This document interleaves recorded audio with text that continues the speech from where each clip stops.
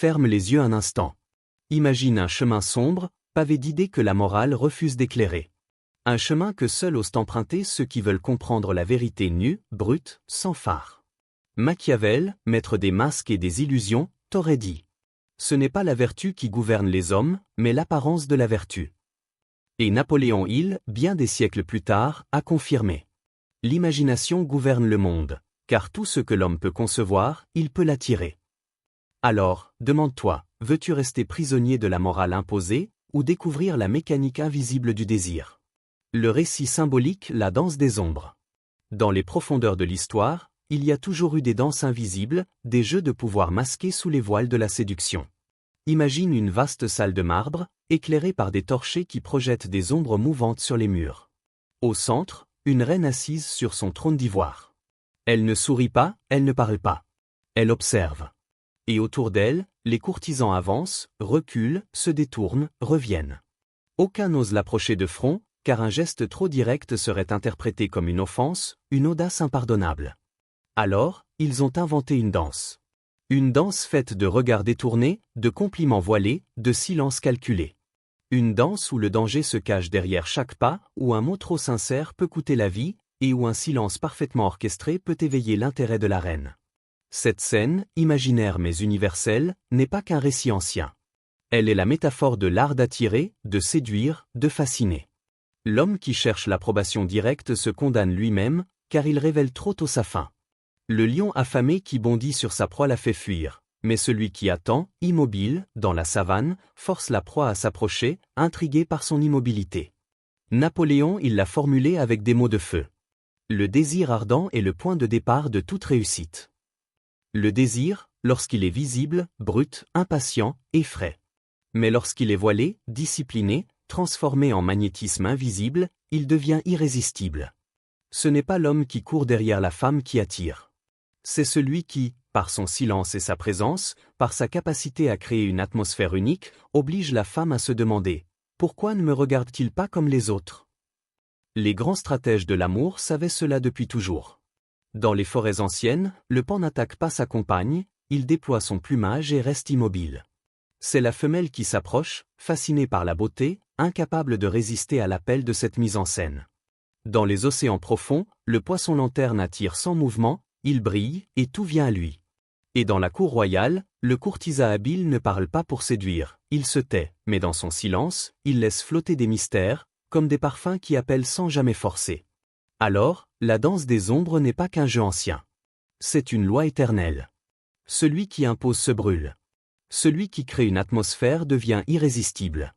Machiavel aurait dit « Les hommes se laissent séduire plus sûrement par l'illusion que par la vérité. » Et l'illusion la plus puissante, c'est de donner à l'autre l'impression qu'elle choisit, alors que tout, depuis le début, a été orchestré.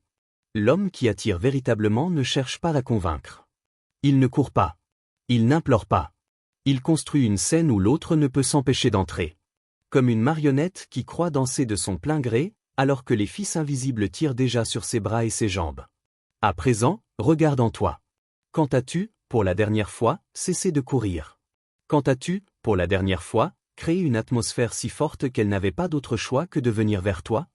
Est-ce que ton désir est une flamme nue qui brûle trop vite, ou une braise dissimulée qui attire, réchauffe, hypnotise? Car la danse des ombres ne s'improvise pas. Elle se cultive.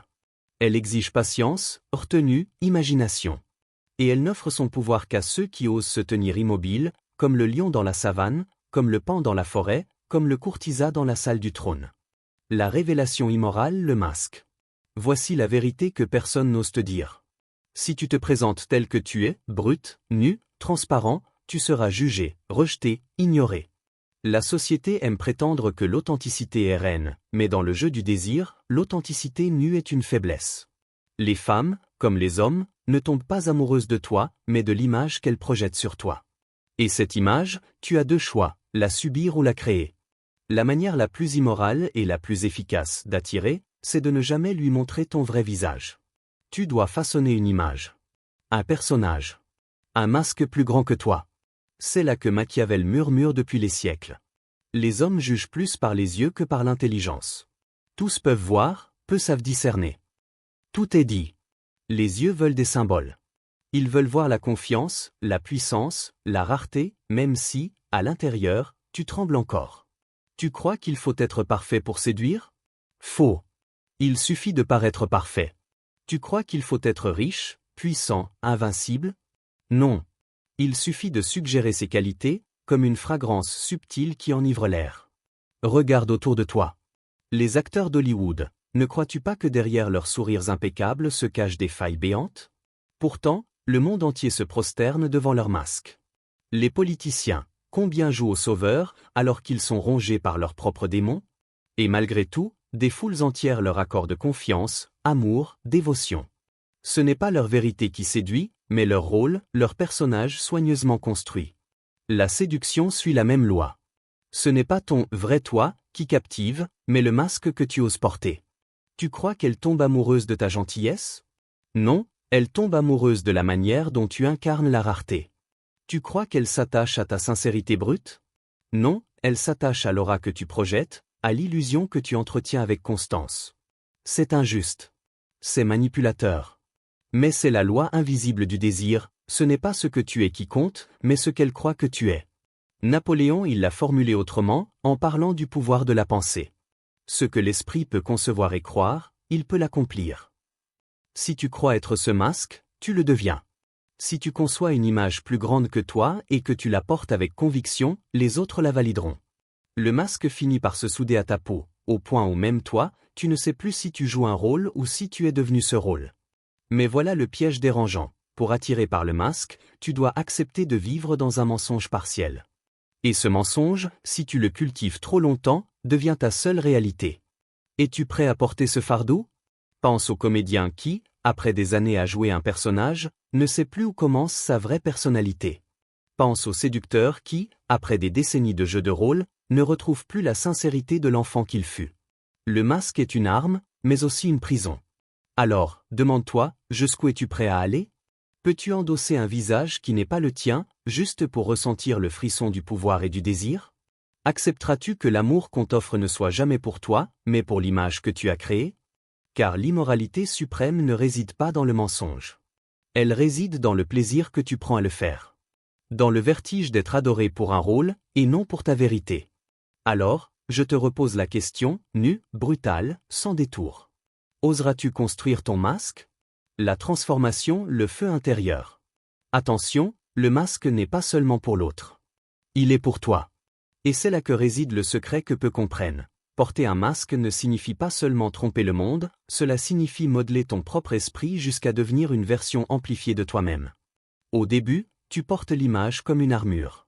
Tu ajustes les gestes, tu forces le regard, tu disciplines ta voix pour lui donner cette gravité que tu n'avais pas hier. Tout semble artificiel. Tout semble joué. Et pourtant, dans ce jeu répété, quelque chose se passe. Ton esprit commence à croire à ce que ton corps incarne. Ton inconscient finit par accepter ce que ton masque proclame. Napoléon il l'avait pressenti lorsqu'il écrivait. Vous devenez ce à quoi vous pensez le plus souvent.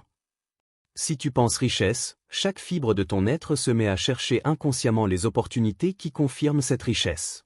Si tu penses puissance, tu adoptes peu à peu les postures, les silences, les décisions de l'homme puissant.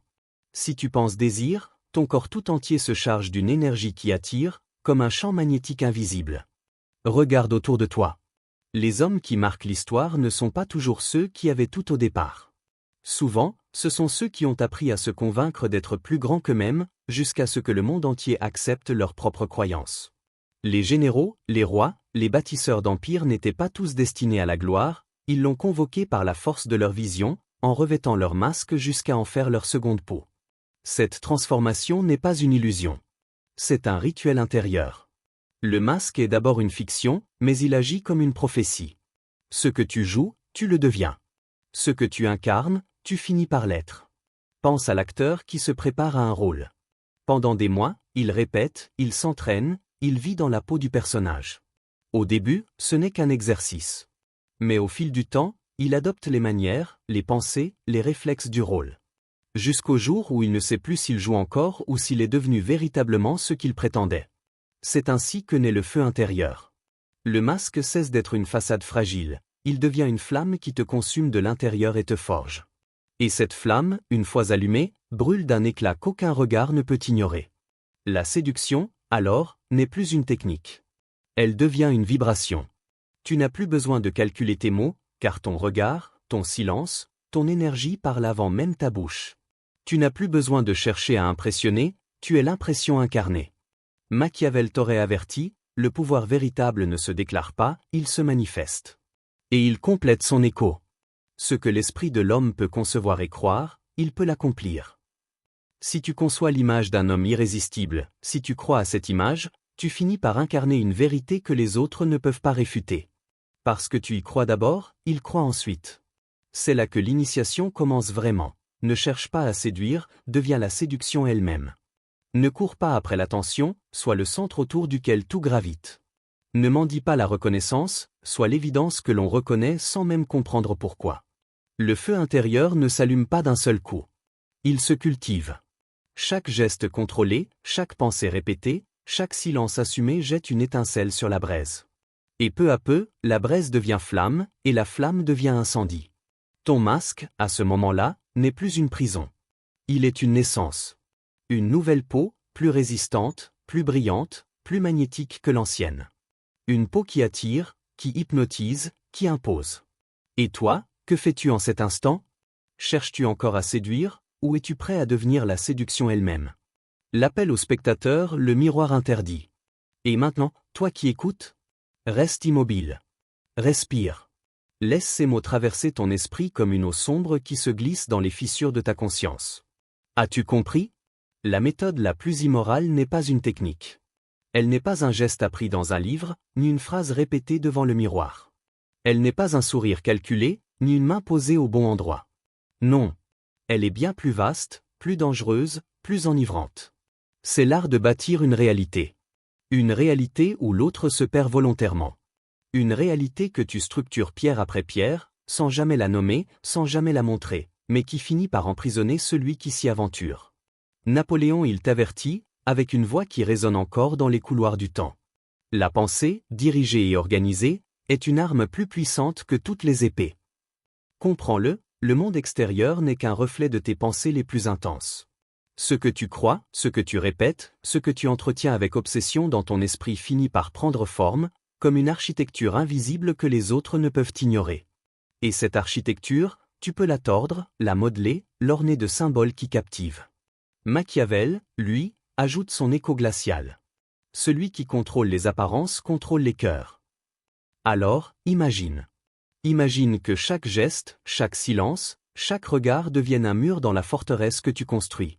Imagine que chaque mot prononcé, chaque mystère laissé volontairement en suspens devienne une porte que l'autre choisit d'ouvrir. Peu à peu, elle avance, croyant marcher librement, alors qu'en réalité tu as dessiné chaque détour, chaque ombre, chaque éclat de lumière. Et toi, spectateur, réponds dans le silence de ton esprit. Es-tu prêt à porter ce masque? Es-tu prêt à sentir sur ta peau le poids d'une identité qui n'est pas la tienne, mais qui attire plus que ton visage nu? Es-tu prêt à porter ce rôle jusqu'à l'incarner, jusqu'à en être dévoré? Ferme les yeux un instant. Vois-toi debout, devant un miroir. D'un côté, ton reflet véritable, fragile, hésitant, imparfait. De l'autre, le reflet de ton masque, fort, magnétique, lumineux. Lequel choisis-tu de nourrir? Lequel choisis-tu de laisser mourir? Tu crois peut-être pouvoir contrôler le jeu. Mais ce jeu est un poison qui se boit lentement. Car le danger ultime n'est pas que l'autre se perde dans ton théâtre.